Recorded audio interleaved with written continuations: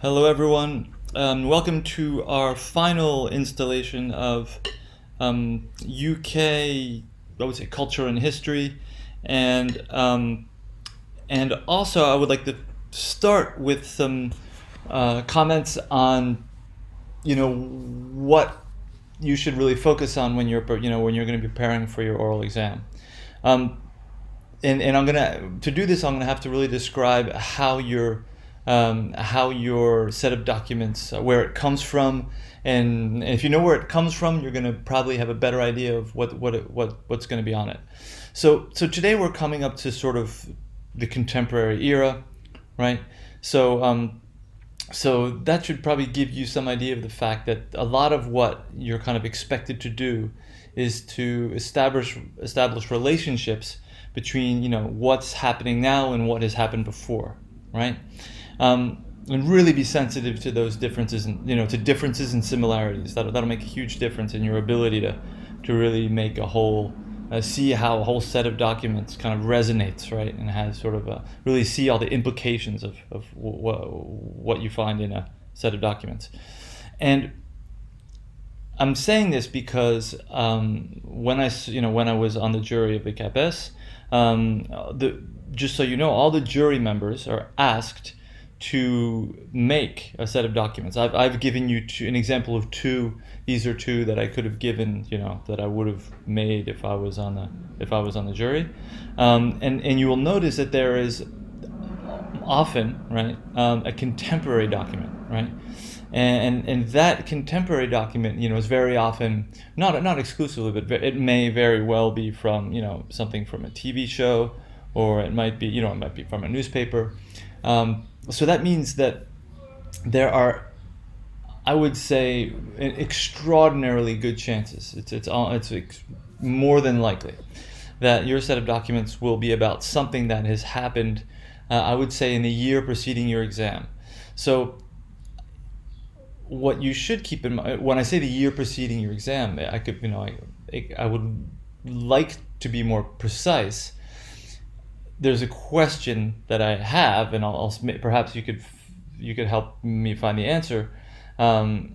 Namely, the members of the jury will be giving their set of documents. They will be handing that into they usually work with les inspecteurs généraux. They will be handing in their set of documents. Usually, we are going to be talking about the fall of the preceding year. So that means, right, you should really, if let's say let's pretend that we had not had the coronavirus, and you were going to be taking your exam.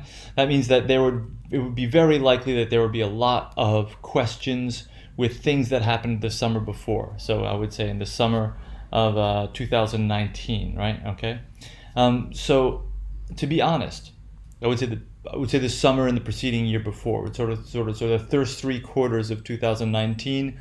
Those would be things that you're really likely to see, and it's really good to know. This is something that unfortunately I think a lot of students might not be aware of. So the question that I have, and I don't have the answer because the format has changed this year. I'm not really sure if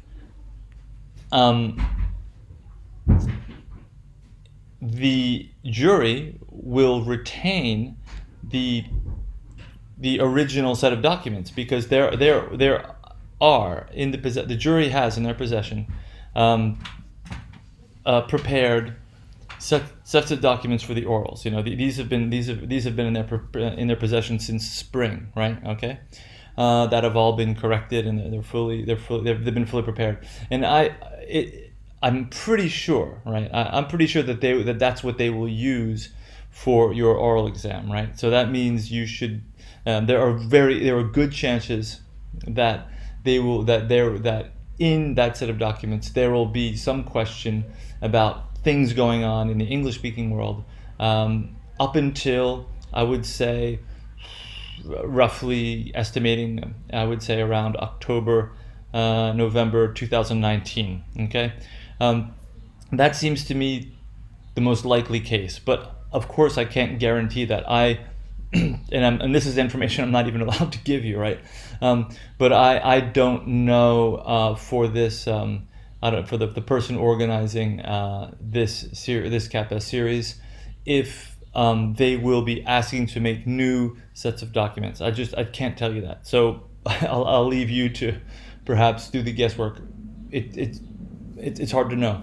But in any case, it's really a good idea for you to be sort of up to date on what has been happening in current events, right? That'll really, and hopefully this will make more sense as we're kind of coming up. We're kind of today, for example, we're going to go from 1964 to the current day with UK history. You'll hopefully be able to. This will help you to have this kind of scope to really put. Really see, when you have sort of a broad view of the evolution of history, you can really, have sort of, I would say, sort of a vision of the relationship between things happening now and things that happened before. Okay, so that's something I really wanted to make sure that you were aware of when you are preparing for your exam, right? That you should, I would say, always. It's a really good idea, for example, when you study an aspect, and for example, we're going to be talking about populism. That's of course something that that will be present in a great number of documents, right? Regardless of the themes that are given by there's always going to be this element of populism it's inevitable. That's going to be present. It's important that you're able to you already have sort of a reflection on the way that populism today is kind of how it has evolved and how it is, at once something that we have already seen and something that we have not seen at all. So that's the things to keep in mind. So with that in mind, we're now going to continue our timeline going from 1964 up until the present day. So as I said last time, so 1964 is you can think of this being the return of labor, right? After the Attlee governments in the period following the World War II, and we have Harold Wilson, who becomes prime minister, and it's a change. It's sort of a change, I would say, in tone in politics. There was this feeling that the conservatives, or the Tories, if you will, they were a little bit too old school. Right, there was this feeling, and I said, for example, Anthony Eden, right, who was followed by Macmillan.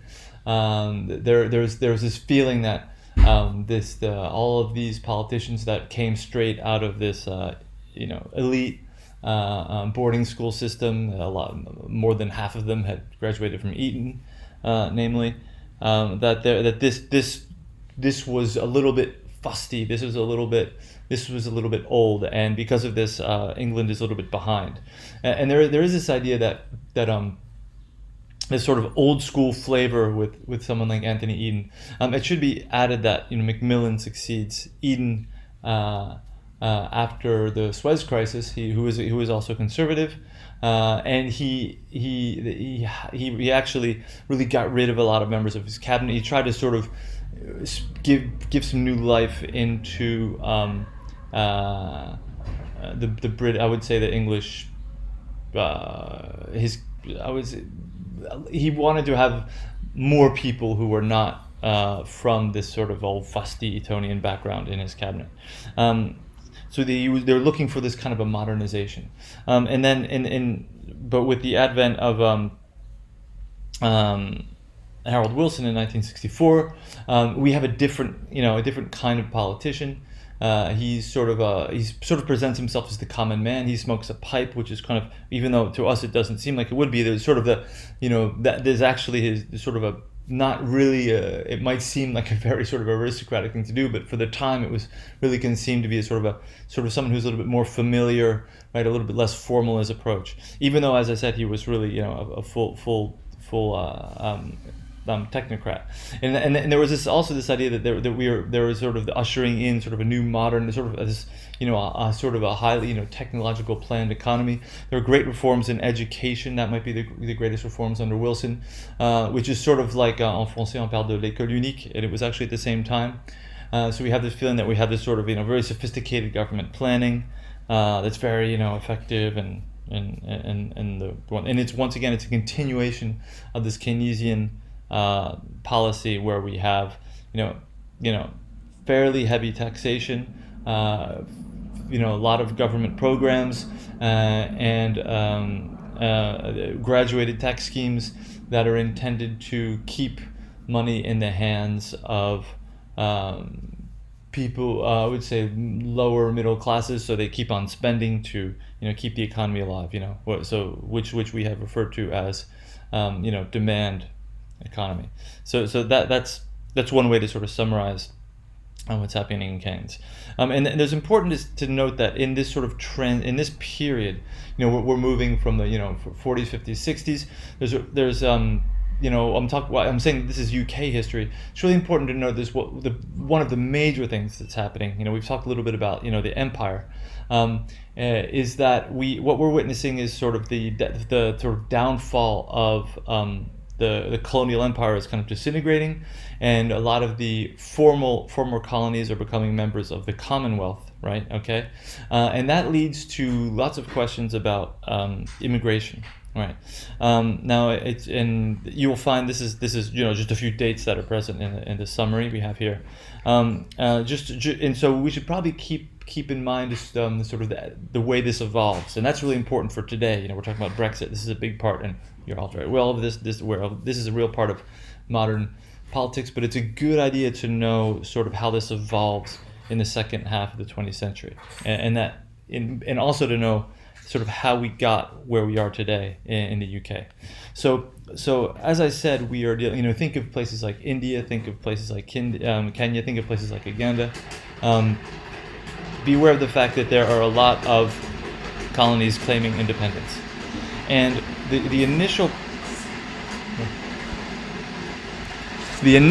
position of the sorry, it's okay. Excuse me. There was a noise in the background. No problem. Okay, so with the growth of the Commonwealth and the extraordinary number of British colonies acquiring independence, the initial position of the British government was to allow all citizens of a Commonwealth country, right? Okay, to move to be accepted as citizens of Britain if they were to come to England, for example. Okay, and that was called the British Nationality Act, and that's in 1948. So the initial position is to allow anyone to come, right? And of course, over the course of the 50s, there was a large increase in population. Notice, I would say, a lot of people from the West Indies came in, and that, by the way, and that was, and a lot of them established. There's in every, mostly in cities, but for example, one of the more famous neighborhoods associated with, for example, with Jamaican immigration is Notting Hill in London, and you'd be aware of the fact that the Notting Hill Carnival today actually is a way that what were in the 1950s the first kind of race riots, known as the Notting Hill Riots, where there were racist sentiment by a lot of sort of I would say nationalistic white English people. There was a period of 2 or 3 days where they formed gangs, and they beat up, they terrorized mostly Jamaican immigrants. So that was in the 50s, the Notting Hill riots, and now today it's become a carnival in London. So that's interesting, actually, to be aware of the way that has been sort of turned around, right? But so over the fifth, so notice we have in the 1948 we have this idea of the initial position of the government is to sort of let everyone in. In the 50s, there is we could say that immigration kind of systematically sort of increases, It's so much so that the first immigration law comes into effect in 1961, namely where immigrants had to actually have a job, apparently, before they came in. And then there is a lot of these things came to a head in the 60s, so this gets a little bit tenser over the course of the 60s. And notice that here we have the opposition between Labor and the Tories. Notice Labor being more open to immigration, and the Conservatives, I should say, being more opposed to it. And probably the thing to really a good date to keep in mind. I wouldn't be at all surprised if this came up in a few of the documents. There is a very famous moment that is a response to a crisis involving former. There are going to be a lot of immigration from Kenya and Uganda. There was sort of a Kenyatta, who was the president of Kenya in the, I want to say, the early 60s. There was a lot this is actually very to sort of explain the situation for the colonies. This could help you out. Let's say in Kenya, there was a large segment of the population were referred to as Indian, but a lot of Kenyans came from, I would say, India, sometimes the Middle East, and a lot of them became sort of lower middle class. They were often shopkeepers, and under in the colonial regime, they had a slightly privileged position with respect to Kenyans. Okay, and so once the British the colonists left, and this happens suddenly in 1960. We have Kenyatta becomes the president of Kenya, and there is the well-being of these Kenyans who came from mostly India. They were very often excluded from having government jobs, and they were, well, I don't want to say persecuted, but they were definitely they were not tolerated as perhaps they should have been, and many of them sort of sought asylum in England. So that's sort of part of the dynamic of how decolonialization led to increased immigration. And around this question, so there was sort of a fear, right, of at this time. So now we're moving ahead to sort of around 1968, and there was a fear of there's sort of a wave of immigration from the former colonies. And around this time, so remember, once again, we're talking about the Harold Wilson government. So and we have the opposition who are not in power, who don't have a majority in parliament. We have members of the opposition who try to stoke fears of nationalist sentiment, warning against the danger of excessive immigration. And the most famous example of this is the one that really everyone retains, is given by a conservative politician by the name. His name is Enoch Powell, and it's his famous speech, the River of Blood speech, where he says, if we continue to if we continue to allow all of these immigrants to come from all the corners of the globe, England will no longer be England. There will be rivers of blood. That's his quotation. Really just in a sensational way, in a complete. This is the real sort of a low point, we could say, for British populism, and that's, I would say, very important to keep in mind. If you have sort of a feel for this, it'll really help you to talk about something like Brexit, right? Because there's a very good chance you're going to get a document with Brexit on it. So that's sort of some background for, I would say, immigration. This question of sort of English isolationism. That's how it plays on party lines, right? The Labour Party being traditionally more open towards immigration, the Conservative Party more closed to it. Although it's not always quite so simple, because I should note that this wave of immigration from Kenya was not accepted because of the pressure from the opposition, because of this criticism by the Labour Party. So it wasn't always so clear. So now we can perhaps move on quickly. I don't want to. I could go into details about sort of the 60s and the 70s and talk about the fact that there was sort of battle rivalry between Harold Wilson, the labor minister, and Heath, who was the conservative prime minister at certain points. But I think we should really jump ahead to the important point will be the 80s. You're really aware of the 80s, and we're going to talk about American politics, so we're going to be able to compare the 80s with under Thatcher to the 80s under Reagan. And here we have sort of the conservative revolution, where we have, and this is really the end, it's really important to note, this is the end of what I refer to as the Keynesian consensus, right? This means that there is, this is where we're going to have a huge amount of privatizations, right? The electric companies. It's fairly predictable. This is something that we've seen now. There's going to be attempts at privatizing rail, energy companies. And attempts also in the postal service. It was a little bit confusing, and also deregulation of banks, increase in finance, this idea of limited, also in lowering of taxes, tax havens for the rich, and so there's sort of a real transformation of English society. It should be noticed that that England, en France il y avait les 30 Glorieuses. England did not have the same growth that, let's say, France had, right? There was a lot of, I've talked about sort of the difficulties with the aftermath of World War II, and the fact that the English sterling was no longer a reference currency, and foreign speculators could speculate against the pound. This is something that happened after, for example, the Suez Crisis. I tried to mention this briefly.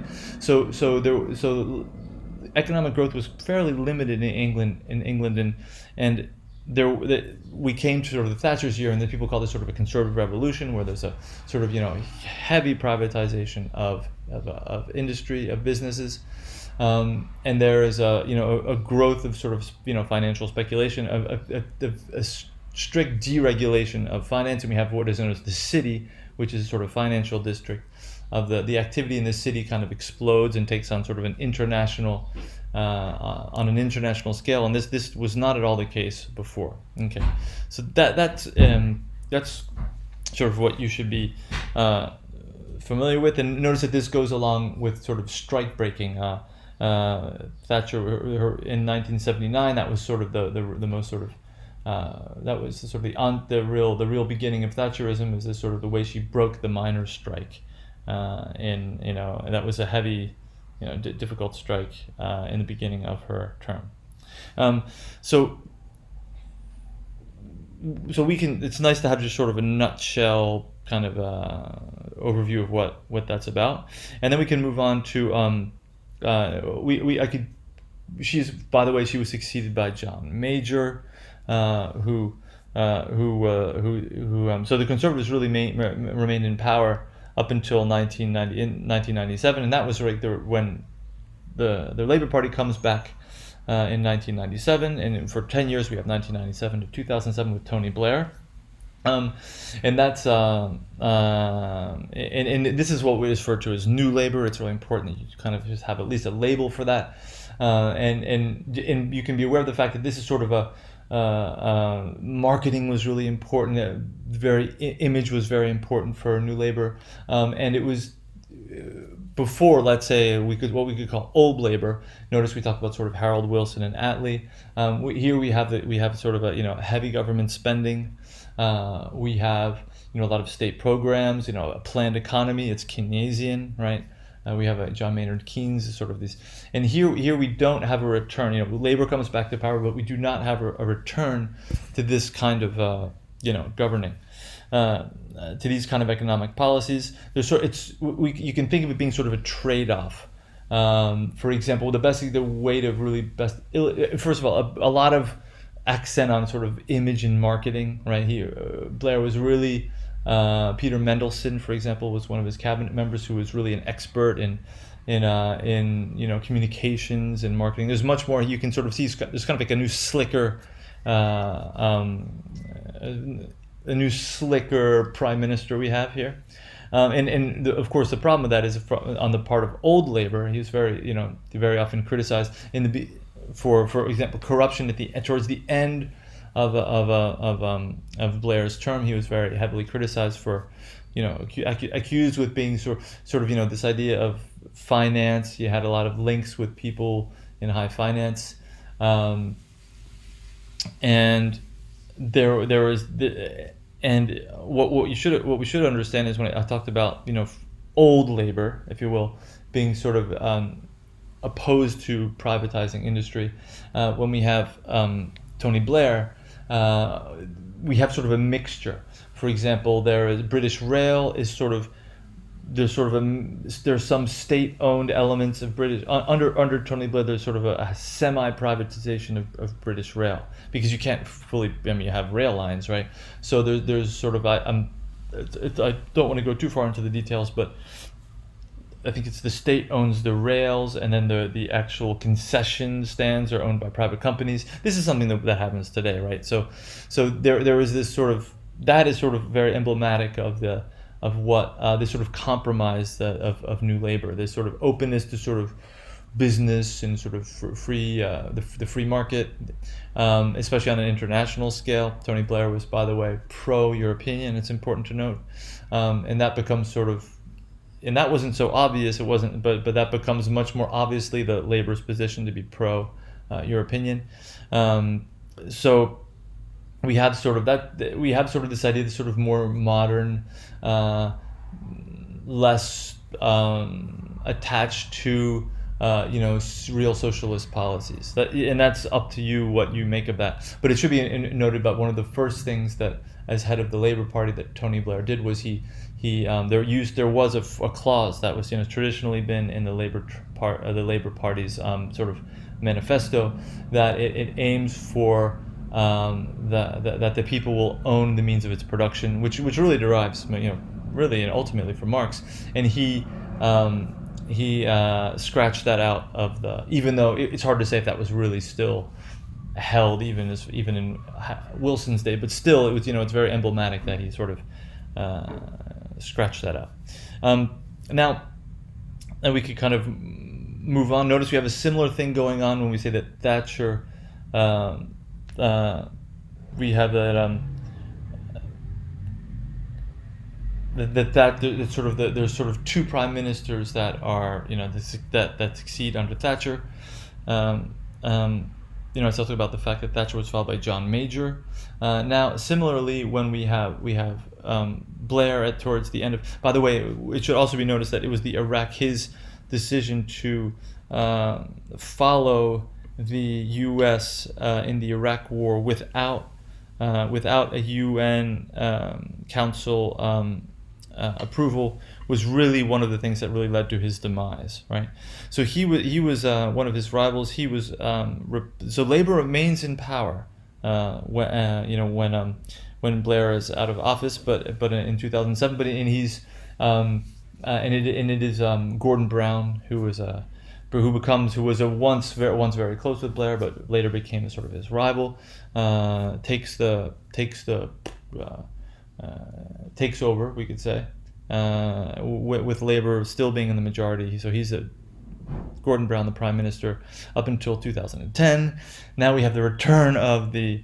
This is sort of important to really get that this is sort of the background for being able to really understand Brexit, because now we have now we have 2000. Now we're up to 2010. And we have David Cameron, who is the Conservative prime minister, and used a lot of the. It's interesting. He's conservative. Used a lot of the formulas, of sort of slick imaging that we have encountered with Tony Blair. It's important. The election was very complicated in 2010. There was actually, and just important to note that there's this tendency to have sort of third parties. There's a third party called the Lib Dems, which is sort of a halfway house between Labour and Tories. And David Cameron did not win an absolute majority, so he had a coalition government with the Lib Dems under Nick Clegg. Then there was another election in 2005. Right. Okay. And where David Cameron, 2015, he won outright.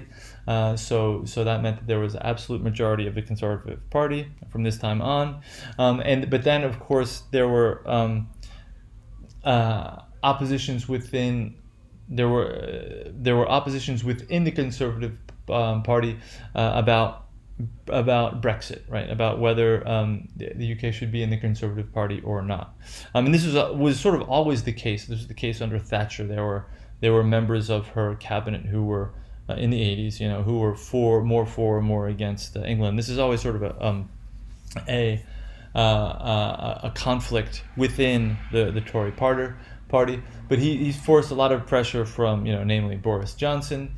So within his party, and because of this pressure within his party, he was obliged to have this famous referendum in 2016, which he did. We know the result, the surprise result. He made a sort of a bad calculation. He figured that if he made the referendum and he was supported, he would continue as prime minister with the reinforced majority. This did not seem to be the case. So he steps down, and we have Theresa May that comes to the helm. So it's important to note that there's links. There's a thing called the UKIP, which is sort of like, I would say, Front National, which is the UK Independence Party, which is sort of, it's difficult to say to what extent it's a branch. These are sort of a dissident branch or a completely different party from the Tory party. But we have Theresa May who takes over, and it's important just to know some of the things to be aware of. What's going on here as far as populism is concerned. This is sort of the deceit going involved. As far as one of the head of UKIP his name is Nigel Farage. Now remember that we have said that the NHS, the National Health Service, this is sort of something that the British people are very attached to. This is created under Attlee, right? This, the whole National Health Service is a real, as they say, a jewel in their crown. It's just keep in mind that leading in the campaign for Brexit, Nigel Farage, head of UKIP, right, who he led a sort of a campaign where he covered these enormous Greyhound buses. He would paint on the side, the amount of money that he said the the UK had to pay to Brussels, right? That would be directly that would directly go to the NHS. So the day following, the upset where there was actually Brexit, he said no, that wasn't the case at all. I was just, So there was a lot of manipulation going on here. That's something I want you to be aware of. And of course, the other person that was very much visible during this Brexit campaign was the former mayor of London and former journalist Boris Johnson, who is sort of a charismatic, slightly sham personality as well, but both Nigel Farage and Boris Johnson stepped down after the vote. They sort of let Theresa May be at the head of the party, and she, in a sense, they kind of let her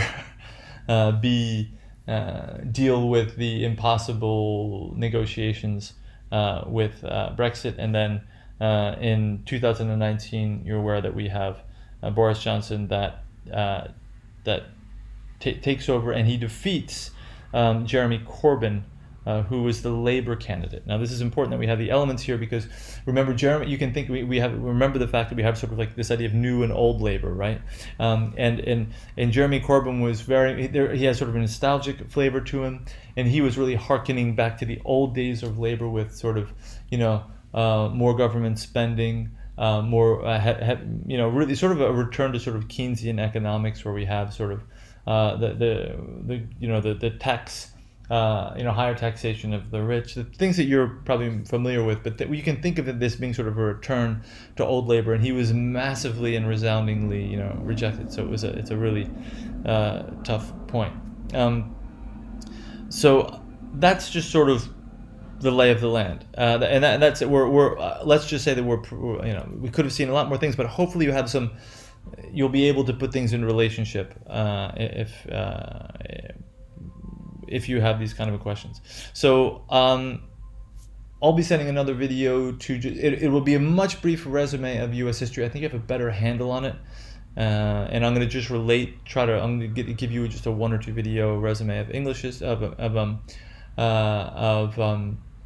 U.S. history. Thank you very much. Take care.